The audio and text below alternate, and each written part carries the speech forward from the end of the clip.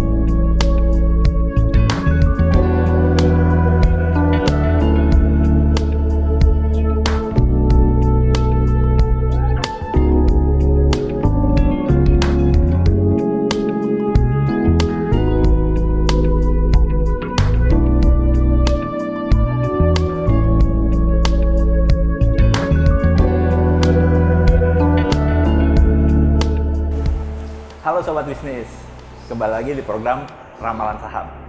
Minggu ini tema kita adalah anak indie bisa tajir di pasar modal. Tahu nggak kenapa? Karena anak indie itu nggak suka ikut-ikutan tren. Hampir persis sama dengan investor asing. Kalau kita lihat nih, minggu lalu ketika vaksinasi dimulai, saham-saham farmasi justru pada bertumbangan. Sementara investor asing beberapa hari lalunya itu ngeborong saham-saham perbankan. Nah, hari ini kita bakal ngebahas itu. Hari ini gue udah bersama Dennis. Dia adalah redaktur dari sektor perbankan yang juga udah lama nge-cover sektor ini. Nis, gimana kabar? Baik, Pandu. Kamu apa kabar? Alhamdulillah. Alhamdulillah. Nis, Harus rajin ini ya. iya. Jaga kebersihan ya. Oke. Protokol kesehatan harus kita lakukan. Oke. Pakai Walaupun dulu. program vaksinasi udah dimulai. Yoi. Nah, Nis, nih Oke. pengen nanya dong. Apa tuh? Minggu lalu itu saham-saham farmasi kan dilepas, dilego. Sementara investor asing itu berebutan beli saham perbankan. Oke. Sebenarnya nih emiten-emiten perbankan nih mau ngapain sih tahun ini?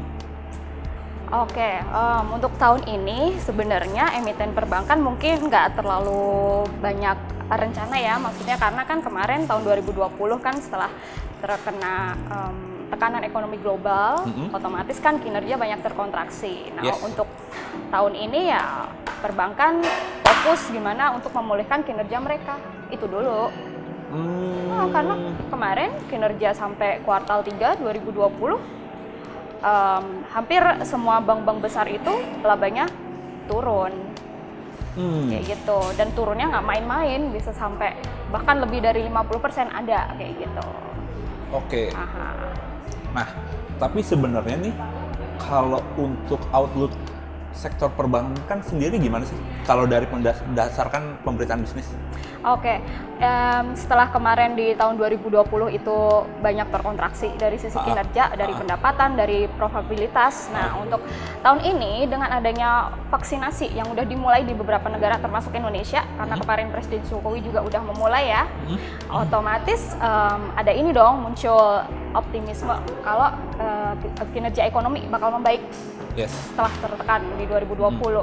Nah, otomatis seiring dengan ekspektasi kinerja ekonomi yang membaik, sektor perbankan juga kena. Karena apa? Iya. Oke. Karena ketika ekonomi mulai menggeliat kembali, otomatis kayak sektor korporasi, masyarakat seperti kita otomatis kan mulai beraktivitas lagi, membelanjakan uangnya kayak gitu kan. Oke. Nah, otomatis kan untuk mendukung aktivitas ekonomi itu mereka juga butuh dong pendanaan, salah satunya dari perbankan. Gue masuk nih. Nah, Jadi sobat bisnis, kenapa investor asing itu justru berlomba-lomba membeli saham perbankan? Karena mereka udah melihatnya jauh nih. Ketika vaksinasi dimulai, perekonomian akan membaik, ya kan? iya. Ketika perekonomian membaik, artinya sektor perbankan adalah sektor pertama yang bakal langsung pulih. Kalau langsung mulai mungkin ada bertahap ya. Oke. Jadi gitu sobat bisnis, mindsetnya itu bukan di saat ini aja, tapi kalau investor asing Berpikir udah ngeliatnya- visioner ya. Iya, visioner. Mereka Visioner. udah two step ahead. Ketika orang-orang masih berlomba beli saham farmasi, mereka udah beli saham perbankan nih. Nih kita lihat nih di sini nih. Ada grafiknya nih bahwa price earning ratio dari perbankan dibandingkan dengan price earning ratio dari emiten farmasi itu jauh lebih tinggi emiten farmasi. Sementara sektor perbankan itu masih murah-murah, di bawah 30. BCA aja nih yang paling mahal, price earningnya cuma 32 kali. Kita lihat juga nih kapitalisasi pasar dari saham perbankan. Kalau dibandingkan dengan saham farmasi itu jauh banget. Kenapa? Karena emiten perbankan itu termasuk dari 10 besar big caps di Indonesia. Iya, ada beberapa ya seperti BCA, Bank Mandiri, BBNI, ya, Bank BBRI. Mandiri, dan BRI. Hampir kapitalisasi pasarnya tuh lebih dari 100 triliun ya dibandingkan dengan emiten farmasi. Jadi kalau misalnya ngelihat investor asing itu masih melihat bahwa saham sektor perbankan jauh lebih murah dibandingkan dengan saham-saham dari sektor farmasi. Farmasi, ya. Oke Nis, tahun ini emang target dari para emiten perbankan tuh gimana sih? Oke, sebelum kita ngomongin ke target emiten perbankan, secara nasional, regulator ini punya target yang agak berbeda nih soal pertumbuhan kredit tahun ini. Oke. Ya, jadi dari berita di Bisnis Indonesia, Bank Indonesia itu punya target pertumbuhan kredit sekitar 7-9%. Sedangkan Otoritas Jasa Keuangan atau OJK itu targetnya tahun ini sekitar 6-7%. Jadi agak di bawah dari BI. Karena waktu itu Pak Bimbo bilang kalau memang untuk tahun ini belum akan pulih sepenuhnya karena memang kondisi ya seperti kita ketahui pandemi ini memang berakibat cukup menekan banget ya terhadap kondisi ekonomi global maupun domestik seperti itu. Berarti sebenarnya kinerja dari sektor perbankan itu tergantung dari penyaluran kreditnya ya? Iya, karena bank-bank itu pendapatan utama itu bersumber dari bunga kredit.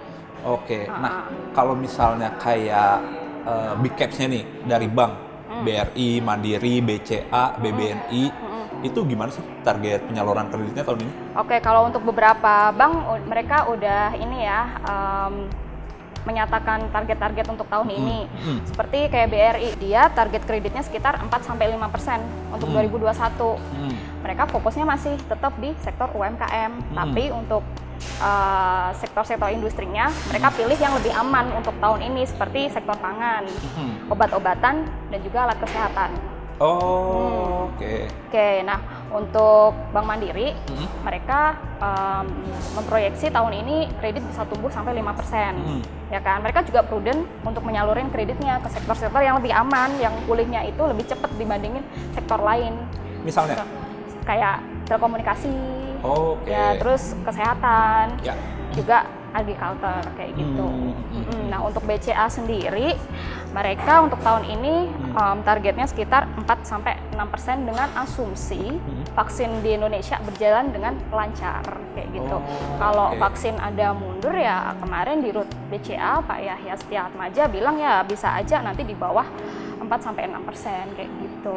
Oke, berarti sebenarnya kalau dari para emiten perbankan sobat bisnis itu mereka semua optimistis bahwa penyaluran kredit tahun ini bisa lebih dari 3%. Iya. Kan? Ya. Ngomong-ngomong soal kredit nih, ada juga yang hal lain yang pengen diketahui sama para investor. Apa tuh? Kinerja tahun lalu. Karena kinerja tahun lalu itu berpengaruh dengan pembagian dividen di tahun ini. Tahun ini, oke. Iya. Kinerja tahun lalu mereka gimana sih, Nis? Ya, tahun lalu seperti kita ketahui karena memang tahun yang berat ya untuk semua gitu, nggak cuma perbankan gitu kan. Nah, sampai kuartal 3, karena kan bank-bank belum merilis kan kinerja keuangan sampai Desember. Itu tuh dari 10 bank besar yang udah kukumpulin nih datanya, itu tuh cuma satu yang labanya itu tumbuh positif, sedangkan yang lain itu terkontraksi. Kontraksinya pun ada yang cukup dalam gitu.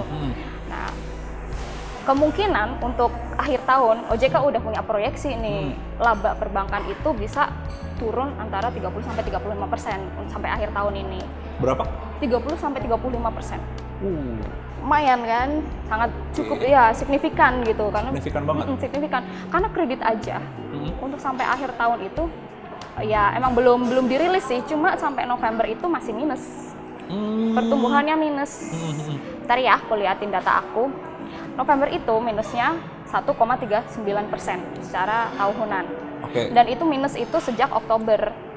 Wah, kalau misalnya minus gitu berarti tahun ini kemungkinan dividen bakal berkurang dong? Tentunya karena dari sisi laba aja juga mengalami penurunan kan. Mungkin dari rasionya mungkin bisa sih tetap, cuma kan tetap aja kan dengan laba yang berkurang otomatis ya ada pengurangan dari nilai dividennya. Itu dia sobat bisnis, penjelasan soal sektor perbankan di tahun ini. Tapi kira-kira gimana ya pandangan dari analis soal sektor perbankan di tahun 2021? Apakah outlook-nya lebih bagus atau justru lebih buruk dibandingkan tahun lalu? Gue udah nelpon sama Pak Surya, dia adalah kepala riset dari Samuel Sekuritas. Kita langsung aja ya. Halo Pak Surya, bagaimana kabar Pak? Pak, pengen nanya dong Pak soal sektor perbankan nih Pak. Kira-kira setelah vaksin selesai, bagaimana nih lajunya sektor perbankan Pak? Halo, saya Surya Dharma, Head of Business dari Samuel Sekuritas. Halo sobat bisnis semuanya. Ekonominya bergulir, tentu saja kan harus ada dukungan dari perbankan kan. Jadi perbankan juga bisa kesatu, nasabahnya juga kualitas kreditnya mungkin menjadi lebih baik. Kedua juga mereka mungkin mulai bisa melempar kredit kembali kan. Karena saat ini kan pertumbuhan kredit kan dapat dibilang kan sangat minim ya. Iya. Tapi di sisi lain kan DPK itu tumbuhnya kan belasan persen gitu. Jadi ada ketimpangan antara pertumbuhan kredit dengan pertumbuhan DPK gitu. Sehingga membuat likuiditas di perbankan itu saat ini kan sangat bagus. Oke, nah Pak, kira-kira top picks Bapak yang bagus untuk sektor perbankan apa sih Pak? Saya for big banks itu sebetulnya waktu Desember ya. Cuma memang sekarang itu BCA dan BRI itu sudah mencapai target price saya dalam sebulan. Mestinya sampai akhir tahun gitu ya. Sudah tercapai gitu. Jadi saya juga masih review lagi gimana apa saya mau naikkan.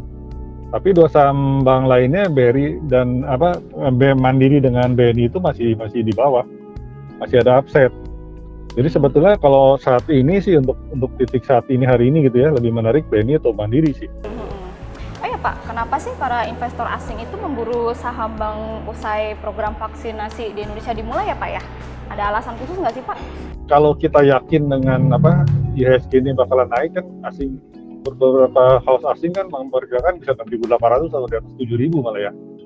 Jadi itu juga membuat saham-saham perbankan khususnya yang bank-bank besar itu kan menjadi pilihan kan. Karena indeks kita itu nggak bakal kemana-mana kalau saham perbankannya nggak kemana-mana gitu. Jadi makanya kenapa BCA dan BRI itu diburu asing kan? Karena mereka market cap-nya kan dua terbesar ya. Dan investor asing itu yakin sekali dengan dua emiten itu gitu. Nah Pak, untuk top picks emiten perbankan yang Bapak rekomendasi ini target harganya di berapa ya Pak ya? BRI itu target saya 4.800. Ya kan dari sebelum 4.000 ya waktu akhir ini kan akhir tahun lalu ya. Terus BCA itu di 35.300.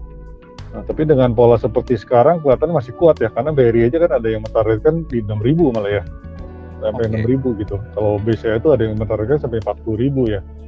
Jadi itu memang kalau lihat dari situ mungkin juga saya mesti review ulang juga ya, karena memang flow-nya masih kuat ya terhadap dua bank ini ya. Nah kalau BNI sendiri target price-nya tadinya di 8.000, tapi mungkin saya mau naikkan juga ke 8.500 ya. Sedangkan Mandiri saya di 7.700. Oh gitu Pak, wow, berarti sebenarnya masih ada prospek yang cerah untuk sektor perbankan ya Pak.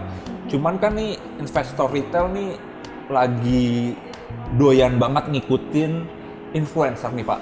Sebenarnya apa sih Pak yang harus dilakukan oleh para investor itu Pak, terutama investor retail nih Pak? Jadi pertama kan kalau dilihat investor retail ini kan lebih cenderung bukan cuman valuasi dan teknikal ya, mungkin mereka juga udah nggak begitu melihat. Jadi lebih kepada berita-berita misalnya. Jadi banyak sekali saham-saham formasi yang bergerak lebih dipicu oleh berita ketimbang fundamental atau teknikal dari si saham itu sendiri gitu. Itu keunikannya itu di situ untuk second liner dengan third liner. Jadi kita bisa melihat valuasi. Saya kasih contoh misalnya perbankan aja. Valuasi perbankan yang second liner itu banyak sekali yang menurut saya agak irasional juga sih. Karena misal price book value bisa 8 kali gitu ya. Sedangkan bank-bank besar aja misalnya kayak BNI ini 1,1 kali gitu. Pertama kan ngelihat selalu fundamental dan teknikal. Tapi kan kita juga bisa lihat flow-nya flow asing biasanya sih kan. Nah sekarang itu ada pola yang berbeda lagi. Kita bisa lihat flow retailnya kemana nih. Flow retailnya itu ada di mana gitu. Nah itu biasa dipicu oleh berita-berita seperti itu. Cuman satu titik kan pasti kembali lagi kan kalau kita melihat misalnya valuasinya udah nggak masuk akal kan akhirnya kembali juga kepada fundamental kembali kan. Di satu titik ya. Karena sekarang misalnya marketnya masih bullish, semua ikutin kemana naik juga gitu ya. Tapi satu titik kan ini nggak mungkin terjadi terus kan. Kenaikan ini kan satu titik itu pasti ada titik balik gitu. Oke Pak, thank you Pak atas penjelasannya Pak. Sehat selalu ya Pak. Sehat selalu Pak. Mari Pak. Nah itu Sobat Bisnis, penjelasan sektor perbankan dari Pak Surya. Menurut lu gimana Nis? Mantap banget. Sobat Bisnis, untuk menjadi investor yang sukses itu nggak boleh ikut-ikutan. Kita ikutin aja prinsipnya investor asing. Ketika orang-orang trennya lagi ke sana, dia malah ke sini. Tapi tetap berpegangan tuh sama valuasi. Karena valuasi nggak bakal pernah salah. Sektor perbankan saat ini jauh lebih murah dibandingkan dengan sektor-sektor lainnya. Sementara ketika perekonomian maju, sektor perbankan adalah salah satu sektor yang bakal diuntungkan banget. Jangan lupa, sektor perbankan itu ibarat darah dalam tubuh kita. Tuh, sektor perbankan darah dalam tubuh kita. Jadi dia menyalurkan kredit ke seluruh sendi ekonomi. Nah, kalau mau sukses di pasar modal, kalian bisa ikutin tuh prinsipnya anak indie. Anak indie kan selalu cutting edge, edgy, terus nggak mau sama dan berbeda. Hal itu juga bisa dipraktekkan sebenarnya di pasar modal. Contohnya nih, Pak Lo Keng Hong dengan PTRO dan GJTL. Tahun lalu, ketika pasar lagi jatuh banget, Pak Lo Keng Hong justru memborong saham PTRO atau Petrosi. Langsung kelihatan di beberapa bulan kemudian, nggak taunya produksi minyak berlimpah sehingga kapal-kapal tanker yang sebelumnya dipakai untuk mengirimkan minyak-minyak itu justru dipakai untuk menyimpan minyak. Di situ Pak Lo Keng Hong untung gede banget.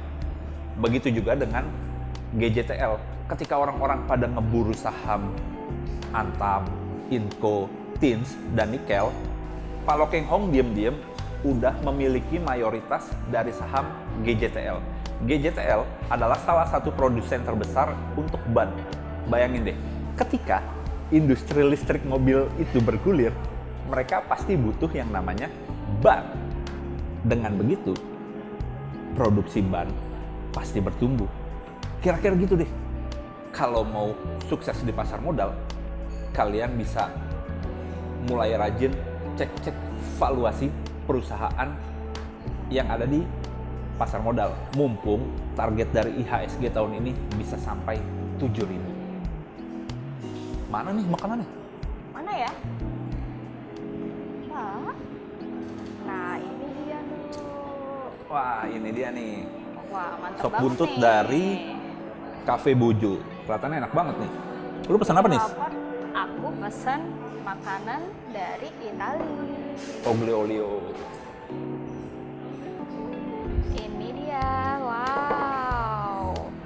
Mantap nih. Oke, segitu dulu sobat bisnis. Kita mau makan dulu. Kalian kalau mau sukses di pasar modal, selain mengikuti prinsip-prinsip anak indie, juga bisa baca bisnis.com. Yoi. Kita makan dulu ya. Sampai jumpa lagi minggu depan. Dadah. Dadah.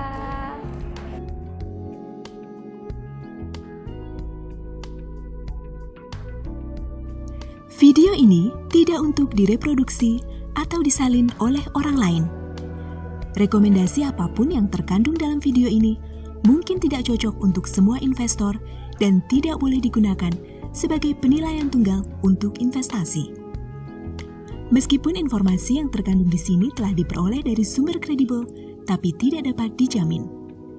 Semua hak dilindungi oleh PT Jurnalindo Aksara Grafika. Perbanyak referensi dan selamat berinvestasi.